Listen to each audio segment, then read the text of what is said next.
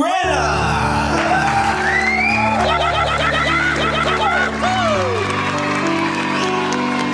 Maki Alam! Agoy! Maki Alam! Agoy! Agoy! Agoy! 91.5 Win Radio. Alo, alo. Halo kay Ube, mga marikoy-parikoy, mga kapitbahay kong pakilamero at pakilamera. Andito na naman ang inyong kumaring dakilang pakilamera sa lahat. Maki Rena!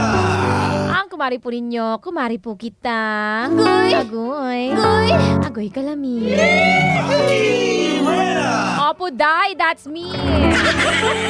Live na live nationwide, worldwide, and uniwide at your service para pakialaman na naman ang buhay na may buhay. Ang pinagdaraanan ng ating mga kapitbahay dito pa rin sa Maki Alam. Maki Alam! Ano na? Mga kapitbahay, atake na sa ating comment section ha. Kung gusto nyo ring makialam sa pinagdaraanan ng ating kumareng dadamayan ngayon na si Gina. Gina, si Gina. Gina G, si Gina na magpakabit. Magpakabit ng internet. Charing gola. Gina G, si Gina na kumabit sa kanyang co-parent dahil siya ay isang PTA president. Huy! Kakaloka kayo! O, hanapin nyo lang sa ating FB page, 91.5 Win Radio Manila Facebook page. I-follow nyo lang kami at makikita nyo lang ating istoryang papakinggan at papakialaman ngayong araw na ito. PTA president ako. Umatol ako sa tatay ng kaklase ng anak ko. Agoy! Diyos kwa! Lord, tulungan niyo po ako, Lord. Sana makaisip ako ng magandang salita para mapayuhan at magising sa katotohanan si Gina na Gina G. Bubula na naman ba ang bibig natin, mga kapitbahay? Let's find out. Dito pa rin sa Maki Alam at sa atin ang Game Zone. Let's go! Tayo na't pakinggan at Maki Alam sa pinagdaraanan ni Mareng Gina. Maki Alam! Maki Alam! Agoy! Mareng Maki Rena. Ako po si Gina. Hindi ko na lamang po sasabihin kung saang lugar po ako nakatira. Okay, dapat lang. Isa po akong plain housewife habang ang asawa ko naman po ang naghahanap buhay para sa amin ng anak kong kasalukuyang nag-aaral sa public school. Grade 1 pa lamang po ang anak namin kaya tutok ako sa kanya sa eskwela. Active din po ako sa school nila bilang ako ang president ng PTA sa section ng anak ko. Ayos naman ang lahat hanggang sa maging close kami ng isang co-parent ko, Maring Maki. Itago nyo na lamang siya sa pangalang Dennis. Hindi gaya ng ibang parents na kilala ko na, si Dennis ay nito ko lang nakilala dahil transferee ang anak niya.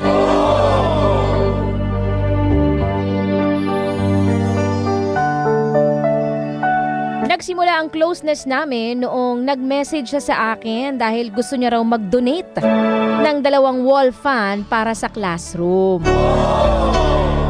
Siyempre, in-entertain ko naman, Maring Maki. Hanggang sa inimbita niya na kami ng anak ko sa birthday ng anak niya. Yan na.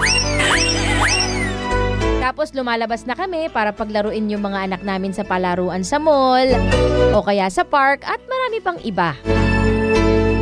Hindi ko naman kasi akalain na mahuhulog ang loob niya sa akin.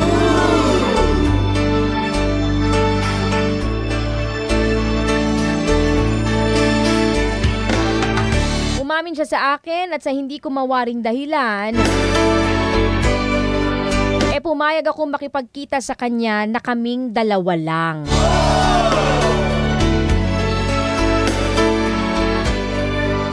Sinundo niya ako ng motor at dinala niya ako sa mataas at at malamig na lugar. Hanggang sa tuluyan na akong bumigay sa special offer niya sa akin. At mga ilang beses din naming ginawa iyon.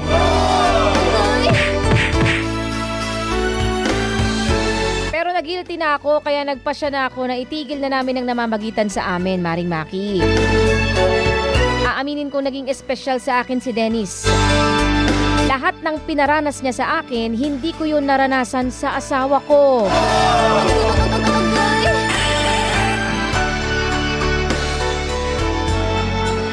Pero kahit na mahirap at masakit para sa akin, kinailangan ko pa rin gawin ang tama. Nasaktan ko siya, Maring Maki.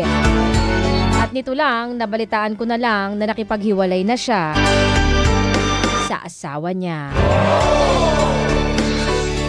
Ako nga kaya ang dahilan. Umasa pa na ikaw ang dahilan. Gina. Maki Alam. Maki Alam. Ayan po si Gina.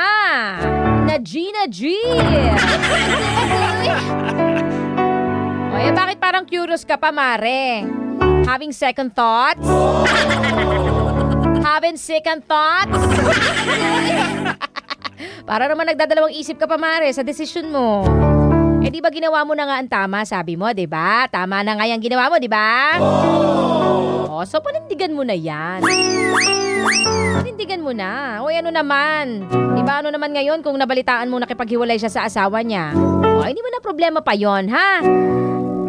Kung naghiwalay sila, desisyon nila yon. Ang mahalaga, ikaw, tinatama mo na ang pagkakamali mo. Malaman mo man o hindi na ikaw ang dahilan ng pakikipaghiwalay niya sa asawa niya, wala ka na doon. Hayaan mo na siya. Basta ikaw, ituwid mo na yung landas mo. Ganyan. Saang matuwid ka na, ganon. Ituwid mo na yung landas mo. Diyos ko, president ka pa man din. President ka pa man din ng PTA. Paano na lang kapag nalaman niya ng ibang co-parents ninyo? O kaya worst, malaman ng anak mo at ng asawa mo. Agoy. O, diba? Award yan. Award! Basta yung anak mo may award sa school, ikaw ang maa-award. Oh, Maring Gina, wag mo nang palalimin pa ng palalimin ang ugnayan ninyo kasi mentras na lumalalim yan, mas lalo lang nagkakaroon ng chance na magkagulo-gulo ang lahat. Okay? Piliin mo ang tama para walang gulo. Ganon! Piliin mo ang tama para walang gulo. Okay? Kasi, hindi ba? Tayo rin kasi kadalasan na nagdudulot ng problema sa ating mga buhay. Oo, tapos ending isisisi natin sa iba, tayo naman talaga yung may gawa, di ba? Okay na yan. Tama na, Mare, ha? Okay na yung ginawa mo. Magpakatino ka na.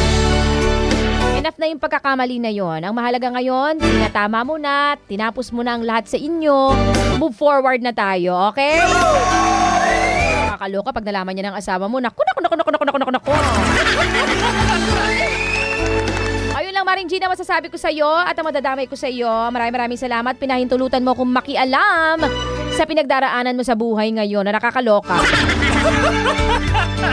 Sabi ko ngayon sa mga co-parents mo, hoy! Ang mga kapitbahay, atake na kayo kung nanggigigil kayo. Kung gusto nyong tumalak, humana. Pwede na kayo makialam dyan sa ating comment section, sa ating FB page. Let's go, atake! O ano, kayo din ba? May ganyan din kayo storya? Nakakaloka kayo. Pwede kayong magpadala ng inyong mga istorya sa atin sa ating FB page, 91.5 Win Radio Manila Facebook page, or kaya rin yung rumekta kay Makirena, DJ Makirena on Facebook, that's DJ Makirena, or sa ating email, djmakirena@gmail.com. Padala lang kayo dyan at willing na willing akong makialam.